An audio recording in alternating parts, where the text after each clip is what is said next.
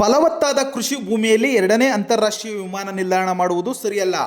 ಏನಾದರೂ ಅಂತಾರಾಷ್ಟ್ರೀಯ ವಿಮಾನ ನಿಲ್ದಾಣಕ್ಕೆ ಭೂಮಿ ಕೇಳಿದರೆ ನಮ್ಮ ಪ್ರಾಣವನ್ನಾದರೂ ಕೊಡುತ್ತೇವೆ ಹೊರತು ಭೂಮಿ ಕೊಡುವುದಿಲ್ಲ. ನಮ್ಮ ಸಮಾಧಿ ಮೇಲೆ ವಿಮಾನ ನಿಲ್ದಾಣ ಮಾಡಲಿ ಎಂದು ಚಿಕ್ಕಸೋಲೂರು ಗ್ರಾಮಸ್ಥರು ಸಭೆ ನಡೆಸಿ ಆಕ್ರೋಶ ವ್ಯಕ್ತಪಡಿಸಿದರು.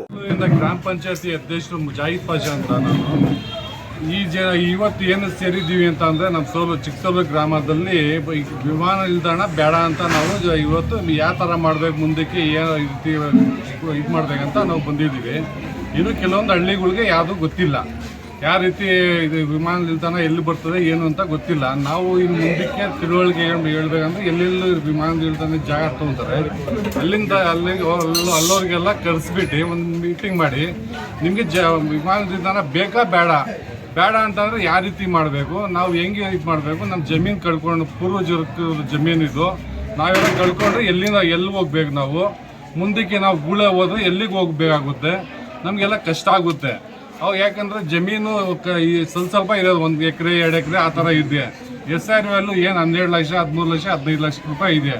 ಅಷ್ಟು ಹೋದರೆ ಜಮೀನು ಪಾಪ ಜನಕ್ಕೆ ಯಾರಿಗೂ ಉಪಯೋಗ ಆಗಲ್ಲ. ಅವರು ಈಗ ಎಲ್ಲ ವ್ಯವಸಾಯ ಮಾಡ್ಕೊಂಡು ಅದಾಗಲೇ 40 ವರ್ಷ 50 ವರ್ಷ ಇದ್ದಾರೆ. ಅವ್ರು ಹೋಗಿ ಆ ದುಡ್ಡು ತೊಗೊಂಡು ಎಲ್ಲಿ ಉದ್ಯೋಗ ಮಾಡ್ತಾರೆ, ವ್ಯಾಪಾರ ಅಂತೂ ಆಗಲ್ಲ. ಅವ್ರ ಮಕ್ಕಳೆಲ್ಲ ಅದು ಇದು ಕೆಲಸ ಅದು ಅವ್ರೂ ಅದೇ ವ್ಯವಸಾಯ ಮಾಡ್ಕೊಂಡಿರೋದು. ಅವ್ರು ಮುಂದಕ್ಕೆ ಅವ್ರ ಜಮೀನು ತೊಗೊಂಡೋಗಿ ದುಡ್ಡು ತೊಗೊಂಡೋಗಿ ಅದು ವ್ಯಾಪಾರ ಮಾಡೋಕ್ಕಾಗಲ್ಲ. ಆ ಜಮೀನು ಹೋಗುತ್ತೆ, ದುಡ್ಡು ಹೋಗುತ್ತೆ. ಆ ದುಡ್ಡಿದ್ರೆ ಶೋಕಿಗಳು ಜಾಸ್ತಿ ಆಗಿಬಿಡ್ತದೆ, ಕುಡ್ತಾ ಅದು ಎಲ್ಲ ಕುಡ್ತಾ ಮುಂದಕ್ಕೆ ನಮ್ಮ ಗ್ರಾಮಕ್ಕೆ ತೊಂದರೆ ಆಗ್ದಂಗೆ ಯಾವ ರೀತಿ ಬೇಕು ನಾವು ಅದಕ್ಕೆ ಸಪೋರ್ಟ್ ಮಾಡ್ತೀವಿ. ಮುಂದಕ್ಕೆ ನಮ್ಮ ಕ್ಷೇತ್ರದ MLA ಅವರು ಹೇಳಿದ್ದಾರೆ, ಮೊನ್ನೆ ನಾಗರಳ್ಳಿ ಹೇಳಿದ್ದಾರೆ, ನಮ್ಮ ಹೋಬಳಿಯಲ್ಲಿ ಯಾವ ಕಾರಣಕ್ಕೂ ನಾವು ಮಾಡೋಕ್ಕೆ ಬಿಡಲ್ಲ ಅಂತ ಅವ್ರಿಗೂ ನಾವು ತಿಳಿಸ್ತಿದ್ವಿ. MP ಗೂ ಹೇಳ್ತೀವಿ, ನಮ್ಮ ಹೋಬಳಿಗೆ ಯಾವ ಕಾರಣಕ್ಕೂ ವಿಮಾನದ ಬೇಡ, ಬೇರೆ ಕಡೆ ಎಲ್ಲಾನ ಮಾಡ್ಕೊಳ್ಳಿ ಪರವಾಗಿಲ್ಲ, ಇಲ್ಲಿಗೆ ಬೇಡ. ಇಲ್ಲಿ ಗೈಡ್ಲೈನ್ಸ್ ಏನಿದೆ ಅಂತಂದರೆ 150 ಕಿಲೋಮೀಟ್ರ್ ಒಳಗಡೆ ಮಾಡೋಂಗಿಲ್ಲ ಅಂತ ಈ ಒಂದು ಗೈಡ್ಲೈನ್ಸ್ ಇದೆ. ಅದನ್ನು ನಾವು ಎಲ್ಲ ಗೊತ್ತಿರೋಂಗೆ ಯಾರಿಗಾನ ಕೇಳಿಬಿಟ್ಟು ಯಾವ ರೀತಿ ಮಾಡಬೇಕು. 350 ಕಿಲೋಮೀಟ್ರ್ ಅಂತಂದರೆ ಎಲ್ಲಿಂದ ಬರುತ್ತೆ, ನಮ್ಮದು ಸುಮಾರು ಒಂದು 45 ಕಿಲೋಮೀಟ್ರ್ ಬರ್ಬೋದು. 150 ಕಿಲೋಮೀಟ್ರ್ ಅಂದರೆ ಸುಮಾರು ಒಂದು ಹಾಸನ ಕಡೆ ಹೋಗ್ತದೆ. ಕನಕಪುರ ಎಲ್ಲಾನ ಮಾಡ್ಕೊಳ್ಳಿ, ನಮ್ಮ ಹೋಗ್ಲಿಕ್ಕೆ ಬೇಡ. ನಮ್ಮ ಪಂಚಾಯತಿ ಲಿಮಿಟಲ್ಲಿ ಯಾವ ರೀತಿ ನಾವು ಮಾಡಬೇಕು ರೆಗ್ಯುಲೇಷನ್ ನಾವು ತಹಸೀಲ್ದಾರ್ಗೆ DC ಗೆ CO ಗೆ ಅವ್ರಿಗೂ ತಿಳಿಸ್ತೀವಿ. ನಾವು ಸರ್ಕಾರ ಇದಕ್ಕೂ ಮುಟ್ಟಿಸ್ತೀವಿ. ನಮ್ಮ ಎಲ್ಲರಿಗೂ ಎಲ್ಲ ಕ್ಷೇತ್ರದ ಜನಕ್ಕೆ ಎಲ್ಲರೂ ಕರ್ಕೊಂಡು ದೊಡ್ಡದಾಗಿ ಒಂದು ಹೋರಾಟ ಅಂತ ಮಾಡ್ತೀವಿ ಸರ್. Thank you sir. ಯಾವುದೇ ಕಾರಣಕ್ಕೂ ಇದು ಸಾಗುವಳಿ ಜಮೀನು. ಇಲ್ಲಿ 100,000 ಎಕರೆಯಿಂದ ವ್ಯವಸಾಯನೇ ನಂಬ್ಕೊಂಡಿರೋಂಥ ಜನ ಇರೋದು. ಈ ಒಂದು ಭೂಮಿನ ನಾವು ಏರ್ಪೋರ್ಟಿಗೋಸ್ಕರ ಕೊಡೋದಿಲ್ಲ. ಅದರಿಂದ ನಮ್ಗೆ ಯಾವುದೇ ರೀತಿಯ ಒಂದು ಅನುಕೂಲ ಕೂಡ ಇಲ್ಲ, ಬರೀ ಅನಾನುಕೂಲಗಳೇ ಇದು ಕಾಣ್ತಾ ಇದ್ದಾವೆ. ಆಮೇಲೆ ಈ ನಮ್ಮ ಮಾಗಡಿ ತಾಲೂಕಲ್ಲಿ ಇವರು ಸೆಲೆಕ್ಟ್ ಮಾಡಿರೋಂಥ 5,000 ಎಕರೆಯಲ್ಲಿ ಬರೀ ಅದರೊಳಗೆ ರಾಗಿನೇ ಜಾಸ್ತಿ ಬೆಳೀತಾ ಇರೋದು. ಅಂಥ ಸಿರಿಧಾನ್ಯ ಬೆಳೀತಿರೋಂಥ ಭೂಮಿ ತಗೊಂಡೋಗಿ ಇವರು ಏರ್ಪೋರ್ಟ್ ಮಾಡಿದರೆ ಏನು ಜನನೆಲ್ಲ ಇವ್ರು ಏನು ಸಾಯಿಸಬೇಕು ಅಂತಲೇ ಮಾಡಿದಾರೋ, ಇಲ್ಲಿರೋಂಥವ್ರು ಪ್ರಾಣ ಬಿಡ್ತಾರೆ ಹೊರತು ಯಾವುದೇ ಕಾರಣಕ್ಕೂ ಜಮೀನಂತೂ ಬಿಡೋಕ್ಕೆ ರೆಡಿ ಇಲ್ಲ. ಎಷ್ಟೇ ಉಗ್ರ ಹೋರಾಟ ಆದರೂ ಕೂಡ ನಾವು ಮಾಡೋಕ್ಕೆ ರೆಡಿ ಇದ್ದೀವಿ. ಜಮೀನಿಗೆ ಮಾತ್ರ ನಾವು ಅವ್ರನ್ನ ಕಾಲಿಡೋಕ್ಕೆ ಬಿಡೋದಿಲ್ಲ. ಬೇಕಾದಷ್ಟು ಬರಡು ಭೂಮಿ ಇದೆ. ನಮಗೆ ಬಂದಿರೋಂಥ ಮಾಹಿತಿ ಪ್ರಕಾರ HAL ಈಗ ಐಡಲ್ ಆಗಿದೆ, ಅದನ್ನು ಉಪಯೋಗಿಸ್ಕೊಳ್ಳಿ. ಅವರು ಜನಕ್ಕೆ ತೊಂದರೆ ಕೊಡೋದು ಬೇಡ. ಈಗಾಗಲೇ ಇದರೊಳಗೆ ಈ ಫಸ್ಟ್ ಏರ್ಪೋರ್ಟ್ ಮಾಡಿಬಿಟ್ಟು ಆ ಏರ್ಪೋರ್ಟಲ್ಲೇ ಈಗ ಅವ್ರಿಗೆಲ್ಲ ಇದೆ, ಸಬ್ವೇ ಇದೆಲ್ಲ ಇದೆ. ಬೇಕಾದ್ರೆ ಅಲ್ಲೇ ಇನ್ನೊಂದು 100 ಎಕರೆ ಪಕ್ಕದಲ್ಲಿ ತಗೊಂಡು ಅವರು ಆ ಒಂದು ವಿಸ್ತೀರ್ಣ ಮಾಡ್ಕೊಳ್ಳಿ. ದಯಮಾಡಿ ರೈತರನ್ನ ಸಪೋರ್ಟ್ ಮಾಡಿ ಹೊರತು ರೈತರನ್ನ ಯಾವತ್ತೇ ಆಗಲಿ ಕುಗ್ಗಿಸ್ಬೇಡಿ. ನೀವು ಇಲ್ಲಿ ಇರೋಂಥ ರೈತರು ನೀವು ಕೊಡ್ಬೋದು, ಎಷ್ಟೋ ನೀವು ಕೋಟಿ ಕೊಟ್ಟರು ಕೂಡ ಅವರಿಗೆ ವ್ಯವಸಾಯನೇ ಒಂದು ಬಂಡವಾಳ ಆಗಿರೋದ್ರಿಂದ ಇಲ್ಲಿಂದ ಹೋಗಿ ನಾವೆಲ್ಲೂ ಮತ್ತೆ ಕೊಟ್ಟು ನೀವು ಎಷ್ಟೇ ಕೋಟಿ ಕೊಟ್ಟರು ಬೇರೆ ಕಡೆ ಜಮೀನು ತಗೊಂಡು ನಾವು ಮತ್ತೆ ಈಗ ಬೆಳೆಸಿರೋಂಥ 100 ವರ್ಷ 200 ವರ್ಷದ ತೆಂಗಿನ ಮರಗಳಿದ್ದಾವೆ, ಅವನ್ನ ತಗೊಂಡೋಗಿ ನಾವು ರೀಪ್ಲೇಸ್ ಮಾಡೋಕ್ಕಾಗೋದಿಲ್ಲ ಅವನ್ನ. ಹಾಗಾಗಿ ಆ ಒಂದು ಇಲ್ಲಿ ಅಂತಲ್ಲ, ನೆಲಮಂಗಲ ಸುತ್ತಮುತ್ತಲೂ ತುಂಬ ಫಾರೆಸ್ಟ್ ಏರಿಯಾಗಳಿದ್ದಾವೆ. ಆ ಫಾರೆಸ್ಟ್ ಏರಿಯಾ ಇವ್ರು ಏನೇ ಮಾಡಿದ್ರು ವಿಮಾನ ನಿಲ್ದಾಣ ಬೇಕಾದ್ರೆ 5 ವರ್ಷಕ್ಕೆ ಮಾಡ್ಬೋದು. ಅಷ್ಟು ವರ್ಷದ ಮರಗಳನ್ನ ಮತ್ತೆ ಅವರು ಹಾಕೋದಕ್ಕಾಗೋದಿಲ್ಲ. ಪ್ರಕೃತಿಗೆ ಯಾವತ್ತೇ ಆಗಲಿ ವಿರುದ್ಧವಾಗಿ ಹೋಗ್ಬೇಡಿ. ದಯಮಾಡಿ ನಾವು ಕೇಂದ್ರ ಸರ್ಕಾರಕ್ಕಾಗಿರ್ಬೋದು ರಾಜ್ಯ ಸರ್ಕಾರಕ್ಕಾಗಿರ್ಬೋದು ಕೇಳ್ಕೊಳ್ಳೋದು ಇಷ್ಟೇ, ರೈತರನ್ನ ಉಳಿಸಿ. ನಿಮಗೆ ಇವತ್ತು ದಿವಸ ಬೆಳಗ್ಗೆ ಎದ್ರೆ ತಿನ್ನೋದು ನಾವು ಬೆಳೆದಿರೋಂಥ ಅಕ್ಕಿ, ಆ ರೈತರು ಬೆಳೆದಿರೋಂಥ ಒಂದು ತರಕಾರಿನೇ ಆಗಿರ್ಬೋದು. ಬೆಳಗ್ಗೆ ಎದ್ದ ತಕ್ಷಣ ಟೀ ಬೇಕು, ಆ ಟೀ ಕೂಡ ನಮ್ಮ ರೈತರುಗಳು. ಆಮೇಲೆ ಇಲ್ಲಿ ಎಷ್ಟೋ ಜನ ಹೈನುಗಾರಿಕೆನೇ ಮೇಜರ್ ಉದ್ಯಮ ಮಾಡ್ಕೊಂಡಿದ್ದಾರೆ. ಆ ಹಸುಗಳನ್ನ ತಗೊಂಡೋಗಿ ನಾವು ಏನು ಮಾಡಬೇಕು, ಜಾನುವಾರುಗಳನ್ನ ಏನು ಮಾಡಬೇಕು. ಈಗ ನೀವು ನೋಡ್ಬೋದು, ಮಳೆ ಬಿದ್ದ ತಕ್ಷಣ ನಮ್ಮ ರೈತರು ಎಷ್ಟು ಚಟುವಟಿಕೆಯಿಂದ ಮಾಡ್ತಾ ಇದ್ದಾರೆ. ಅವ್ರನ್ನೆಲ್ಲ ಮಾನಸಿಕವಾಗಿ ನೀವು ಕುಗ್ಗಿಸ್ತಾ ಇದ್ದೀರಾ. ಎಲ್ಲರಿಗೂ ಒಂಥರ ಏನಪ್ಪ ಮಾಡೋದು, ಏನಪ್ಪ ಮುಂದಕ್ಕೆ ಏನು, ನಮ್ಮ ಜಮೀನುಗಳೆಲ್ಲ ಏರ್ಪೋರ್ಟಿಗೆ ಹೋಗುತ್ತೆ, ನಾವೇನು ಮಾಡಬೇಕು, ದಯಮಾಡಿ ಈ ಒಂದು ಗೊಂದಲಕ್ಕೆ ಸರಿಯಾದ ಒಂದು ಉತ್ತರ ಕೊಡಿ. ನಾವು ನಿಮ್ಮನ್ನ ಕಳ್ಕಳಿಯಾಗಿ ಕೇಳ್ಕೊತಾ ಇದ್ದೀವಿ. ಇದನ್ನು ಕೂಡ ಮೀರಿ ನೀವು ಬಂದರೆ ನಾವು ಉಗ್ರ ಹೋರಾಟಕ್ಕೆ ನಿಲ್ತೀವಿ. ಏನು ಇವತ್ತೆಲ್ಲ ನಾಳೆ ಈ ಭೂಮಿಗೆ ಈ ಮಣ್ಣಿಗೋಸ್ಕರನೇ ಹೋಗೋಂಥ ಜೀವಗಳಿವು. ಮುಂದಕ್ಕೆ ಹೋಗೋದು ಇವತ್ತೇ ಹೋಗಲಿ, ನಮ್ಮಿಂದ ನಮ್ಮ ಮುಂದಿನ ಪೀಳಿಗೆಗಾರ ಉದ್ಧಾರ ಆಗಲಿ ಅಂತ ನಾವು ಉಗ್ರ ಹೋರಾಟಕ್ಕೂ ಬೇಕಾದ್ರೆ ನಿಂತ್ಕೋತೀವಿ. ನಾವು ಮಾತ್ರ ಯಾವುದೇ ಕಾರಣಕ್ಕೂ ನಮ್ಮ ಜಮೀನು ಬಿಟ್ಕೊಡೋದು. ದರ್ಶಿತ್ ಅಂತ ನಾನು. ರೈತರಿಗೆ ಅನುಕೂಲ ಮಾಡ್ತೀವಿ ಅಂತ ಹೇಳ್ತಾ ಇದ್ದಾರೆ. ಎಲ್ಲಿ ರೈತರಿಗೆ ಅನುಕೂಲ ಮಾಡ್ತಾ ಇದ್ದಾರೆ? ಅನಾನುಕೂಲ ಮಾಡಿ ಇಂಥ ಚಿನ್ನ ಬೆಳೆಯುವಂಥ ಭೂಮಿ ಒಳಗೆ ಇವರು ವಿಮಾನ ನಿಲ್ದಾಣ ತಂದು ಮಾಡಿಬಿಟ್ಟು ರೈತರು ಇಷ್ಟು ಸಾವಿರಾರು ಲಕ್ಷಾಂತರ ಜನ ಅವ್ರು ಎಲ್ಲಿ ಹೋಗ್ತಾರೆ, ಏನು ಜೀವನ ಮಾಡ್ತಾರೆ? ಅವರು ಮಕ್ಕಳು ಮರಿಗೆ ಮುಂದಿನ ಪೀಳಿಗೆಗೆ ಏನು ಸಂದೇಹ ಕಳ್ಸೋಕ್ಕಾಯ್ತದೆ? ಇವರು ಸ್ಟೇಟ್ ಗೌರ್ಮೆಂಟ್ ಇರ್ಬೋದು, ಸೆಂಟ್ರಲ್ ಗೌರ್ಮೆಂಟ್ ಇರ್ಬೋದು, ಮಾತಿದ್ರೆ ಇವ್ರು ರೈತರಿಗೆ ಅನುಕೂಲ ಮಾಡ್ತೀವಿ ಅಂತ ಎಲ್ಲಿ ಮಾಡ್ತಾವ್ರೆ? ಈ ಜಾಗನೇ ಬೇಕಾ ನಿಮಗೆ? ಬೇರೆ ಎಲ್ಲೂ ಇಲ್ವಾ? ಜಾಗ ಇಲ್ದಿ ನಾವು ತೋರಿಸ್ತೀವಿ, ಬನ್ನಿ.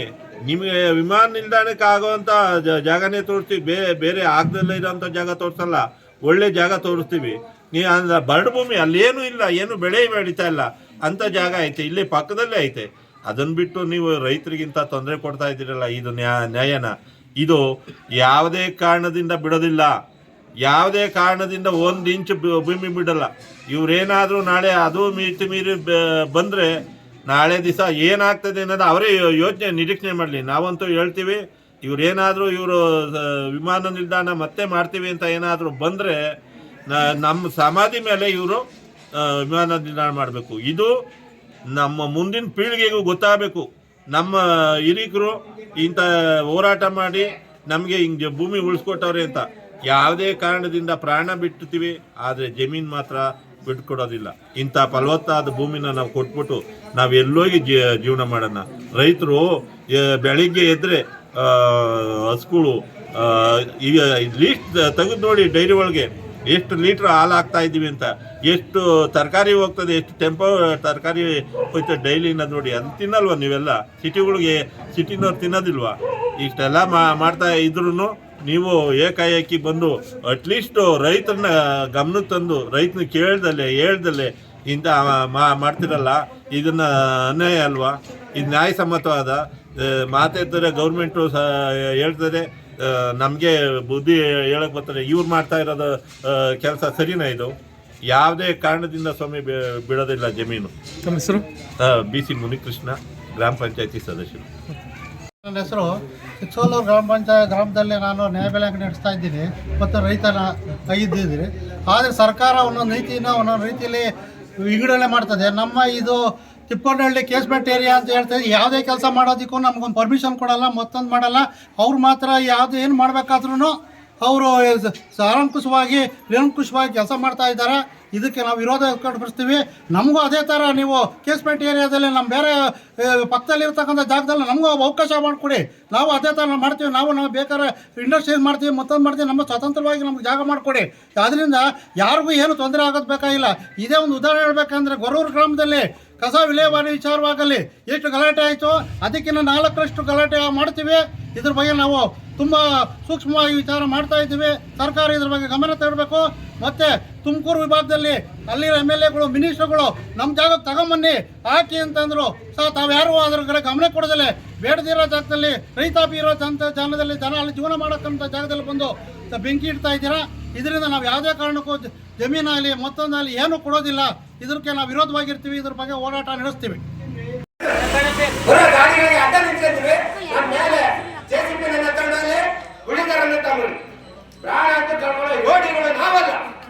ಕರ್ನಾಟಕ ಚಿಕ್ಕಸೋಲೂರು ಗ್ರಾಮದ ಯಾರು ಪ್ರಾಣ ಕಳ್ಕೊಳ್ಳೋ ಯೋಗಿಗಳಲ್ಲ. ನಾವು ಪ್ರಾಣ ಕಳ್ಕೊಳ್ತೀವಿ. ಸಾಲ ಸರ್ಕಾರದ್ದು, ಜೀವ ಭಗವಂತಂದು, ಇದೇಗ 3 ಮಾಡಿದ್ರು ಸಾಲ. ಇವತ್ತೇ ತೀರೋಲಿ ಅಂತ ಮುಂದೆ ನಿಂತಿರ್ತೀನಿ. ನನ್ನ ಹಿಂದೆಗಡೆ ಎಲ್ಲ ನನ್ನ ಪ್ರಜೆಗಳು ನಿಂತಿರ್ತಾರೆ. ಅವರು ತೆಗೀಲಿ ನಮ್ಮ ಪ್ರಾಣನ, ನಾವು ಮಾತ್ರ ಪ್ರಾಣ ಬಿಡೋದಿಲ್ಲ. ಆ ತರವಾಗಿ ನಮ್ಗೆ ಊರು ಕಳ್ಕೊಂಡ್ರೆ ಎಲ್ಲೋ ಮನೆ ಕಟ್ಕೊಳ್ಳೋಣ. 2 ಎಕರೆ ಭೂಮಿಗೆ ಅವರು ದುಡ್ಡು ಕೊಟ್ರೆ ಸೋಲೂರಿನಲ್ಲಿ ತಗೊಂಡೋಗಿ ಅರ್ಧ ಸೈಟು ಬರೋದಿಲ್ಲ ನಮ್ಗೆ. ಅದು ಕಟ್ಸಕ್ ಬಂಡವಾಳ ಇಲ್ಲ ಮಾಡೋಣ. ಆ ತರವಾಗಿರ್ತಕ್ಕಂಥ ಈ ಛಲ ನೆಲ ಭೂಮಿ ನಾವು ಯಾವ ಕಾರಣಕ್ಕೂ ಬಿಡುವುದಿಲ್ಲ, ಬಿಡುವುದೇ ಇಲ್ಲ.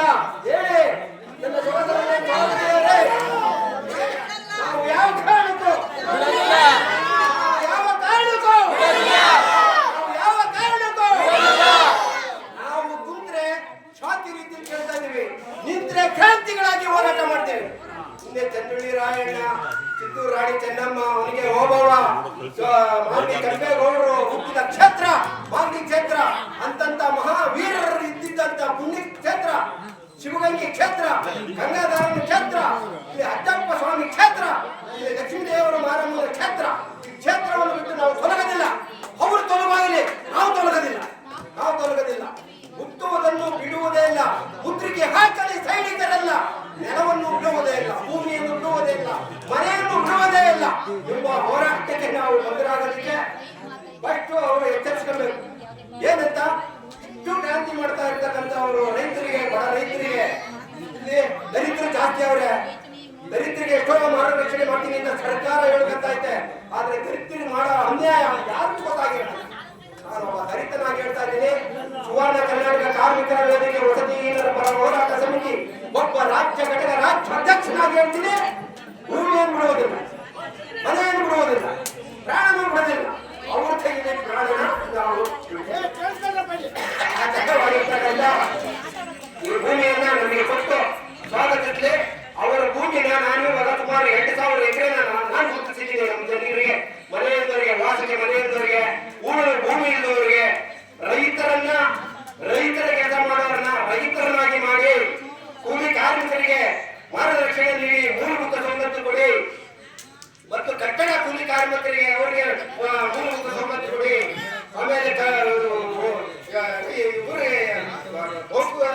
ಕಾರ್ಮಿಕರಿಗೆ ಅವರಿಗೆ ಮೂಲಭೂತ ಸೌಲಭ್ಯ ಕೊಡಿ. ಅವರು ಮಳೆಯಲ್ಲದೆ ಎಷ್ಟೋ ಜನ ಬಾಡಿಗೆ ಕಟ್ಟ ಕಾರಣ ಅವರು ಕುಶಲಗಳ ನೆಲವರದಲ್ಲಿ ಕೋಟಿ ಹಿಂಭಾಗದಲ್ಲಿ ಇವತ್ತು ಅವರೇ 150 ಮನೆ ನಾನು ಅಲ್ಲೇ ಕೊಡಿಸಿದ್ದೀನಿ. ನಿಮಗೆ ಭೂಮಿ ಕೊಟ್ಟು ಈ ಜಾಗನ ಖಾಲಿ ಮಾಡ್ತೀನಿ ಅಂತ ಜಡ್ಜಿಗೆ ಕೇಳ್ಕೊಂಡಿದ್ದೀನಿ. ಇವ್ರನ್ನ ಖಾಲಿ ಮಾಡಿಸ್ಕೊಂಡಿದ್ದೇವರು, ನಾನು ಭೂಮಿ ಮಾಡಿದ್ದೀನಿ, ಆ ಭೂಮಿಗೆ ಹಕ್ಕುಪತ್ರ ಕೊಟ್ಟ ತಕ್ಷಣಕ್ಕೆ ಇವ್ರನ್ನ ಖಾಲಿ ಮಾಡ್ತೀನಿ ಅಂತ ಹೇಳಿ ಜಡ್ಜಿಗೆ ಕೇಳ್ಕೊಂಡಿದ್ದೀನಿ, ಡಿಸಿಗೆ ಕೇಳಿ. ಇಲ್ಲಿ 20 ಕ್ವಿಂಟಲ್ 30 ಕ್ವಿಂಟಲ್ ಯಾರು ಜಮೀನ್ದಾರರು ಮಡಿಯಿಲ್ಲ. ಇವತ್ತು ಅವ್ರು 20 ಕ್ವಿಂಟಲ್ 30 ಕ್ವಿಂಟಲ್ ಜಮೀನು ಕಿತ್ಕೊಂಡ್ಬಿಟ್ರೆ ಅವ್ರು ಎಲ್ಲೋ ಜೀವನ ಮಾಡ್ತಾರೆ.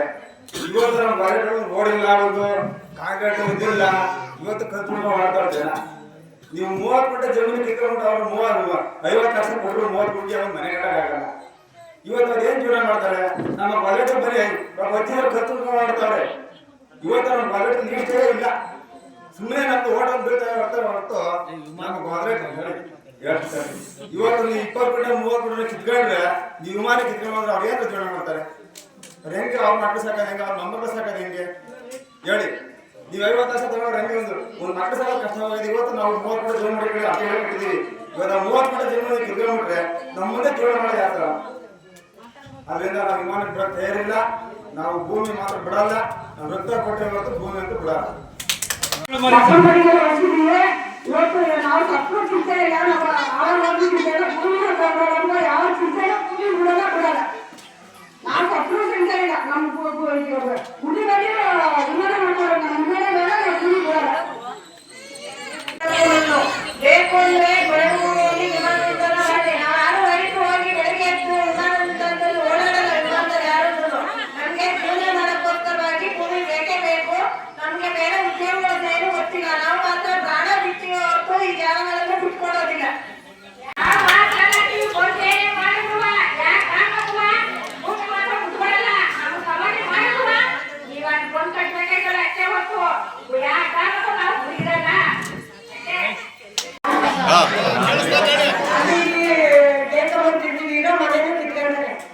ನಮ್ ಭೂಮಿ ನಾವು ಮಾತ್ರ ಬಿಡಲ್ಲ, ಯಾವ ಕಾರ್ಮಿಕರು ನಾವು ಇಲ್ಲೇ ಸತ್ರು ಬರಲಿಲ್ಲ, ನಮ್ಗೆ ವಿಮಾನ ಬೇಡ, ಭೂಮಿ ಬೇಕು, ನಮ್ಗೆ ಬೇಕೇ ಬೇಕು, ಭೂಮಿ ಬೇಕು, ಪ್ರಾಣ ಬೇಕಾದ್ರೆ ಬಿಡ್ತೀವಿ, ಭೂಮಿ ಬೇಕು. ಇವತ್ತು ನಿಲ್ದಾಣ ಮಾಡ್ತೀವಿ ಅಂತ ಎಲ್ಲರೂ ಹೋರಾಟ ಮಾಡ್ತಾ ಇದ್ದೀರಾ, ಅದಕ್ಕೆ ನಾನು ಕಳೆಯ ಇಟ್ಟಿರ್ತೀನಿ. ನನ್ನ ಸತ್ರು